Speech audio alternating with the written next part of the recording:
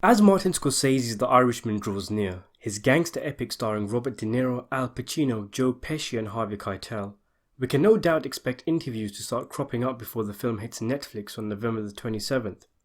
The movie concerns Frank Sheeran, a truck driver who became a hitman for Russell Bufalino, a mob boss, and he also worked for and allegedly ended up killing former Teamsters union leader Jimmy Hoffa. At the moment, there is only one interview that exists in which director Scorsese and his three main stars Robert De Niro, Al Pacino and Joe Pesci take part in, and it is in Empire's October 2019 edition. It's a world exclusive interview, and Empire know how much of a big deal it is with the 4 titans of cinema stamped on the front cover. I ordered this a while ago because it's obviously really exciting for myself, and I knew it would also be for my subscribers, but it didn't turn up when it was supposed to, so I phoned up to ask about the delivery date and was told to give it a few more days. I had already emailed them anyway before this and received a reply just after the phone call saying that they would send another copy as I hadn't got the original. But then I was in town and I got a copy from a store. In the end I might end up with 3 copies, but I don't mind because I have finally got my hands on it. It's a good read. There are some new images that are exclusive to Empire and quite a lot of information revealed from the interviews. Much of it is confirmation of things that we were already aware of, but there is still a lot of new stuff, as I said, and it's terrific to hear it from the men themselves. I'm not sure if Ray Romano, Bobby Cannavale and Stephen Graham were also present, but there's quotes from them included as well. Maybe it's from older interviews. So to take you through it, I'm hoping to cover it in 1 or 2 videos or so, and then there's 2 separate sections dedicated to 2 individual interviews with De Niro and then Pacino, which I'll cover in different videos. It takes a very special movie to bring together Robert De Niro, Martin Scorsese, Joe Pesci and Al Pacino. In fact, it takes a movie like The Irishman.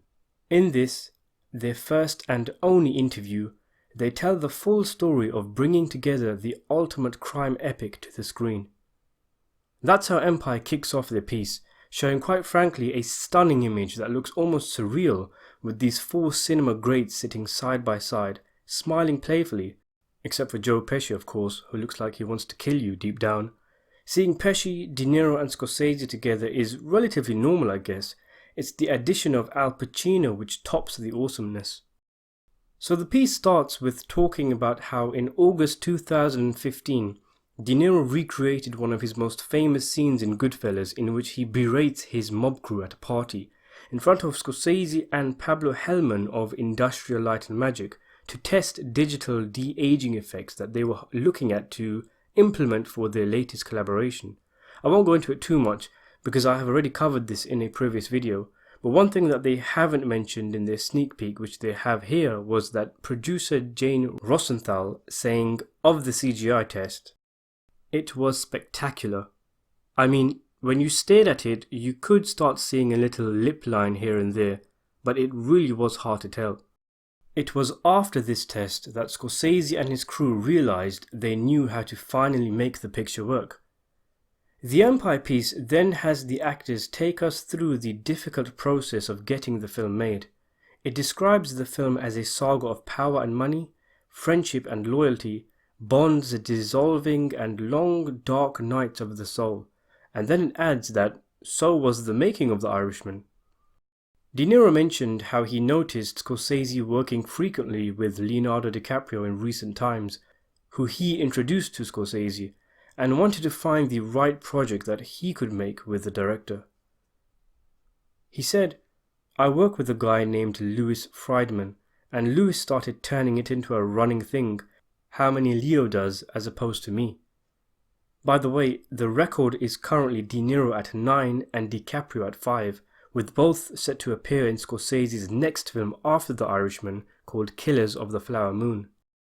Scorsese and De Niro were looking for that one project, one that was perfect for them, but they were failing to find the right one that fired them both up.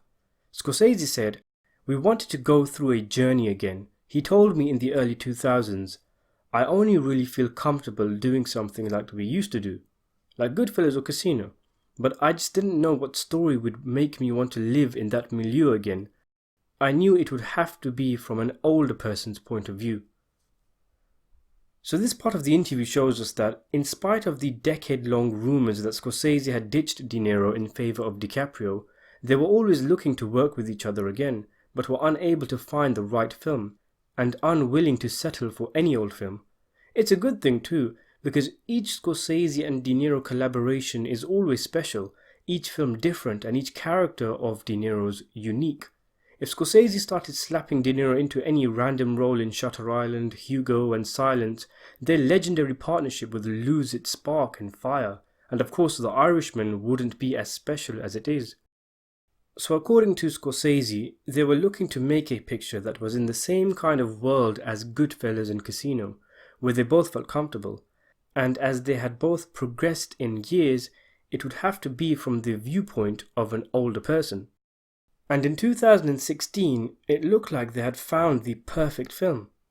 As I have covered in a previous video called Frankie Machine, the Lost Scorsese De Niro film, Don Winslow's novel The Winter of Frankie Machine had caught the eye of Robert De Niro and Scorsese, in which a retired hitman who worked for the mob finds he has a contract put on his head, and he must take a trip into the past and confront old faces to find out who and why, and put a stop to it.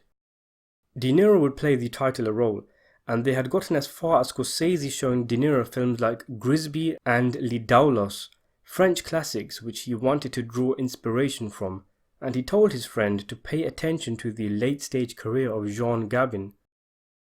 He said, "I always felt that Bob, looking at Sharon Stone as she's throwing the chips in the air in Casino, reminded me of an older Gabin."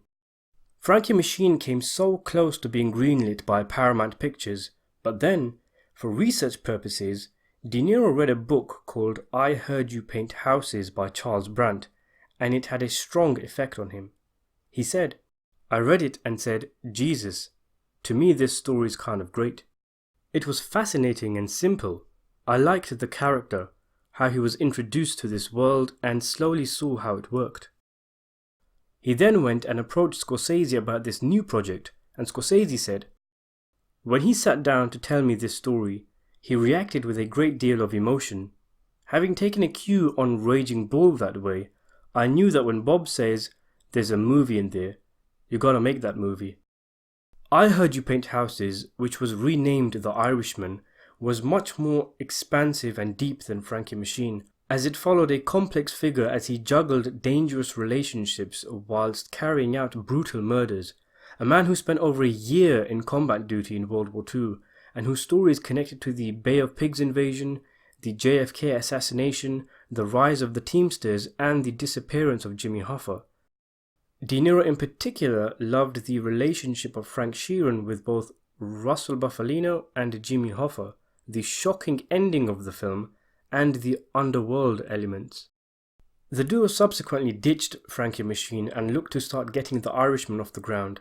Stephen Zillane, who wrote Schindler's List, wrote a script in 2007, which I've read by the way and have reviewed on this channel, and then the duo had an epiphany, a sudden brilliant realization of who they could get to play the two main supporting roles, Joe Pesci as Russell Bufalino and Al Pacino as Jimmy Hoffa.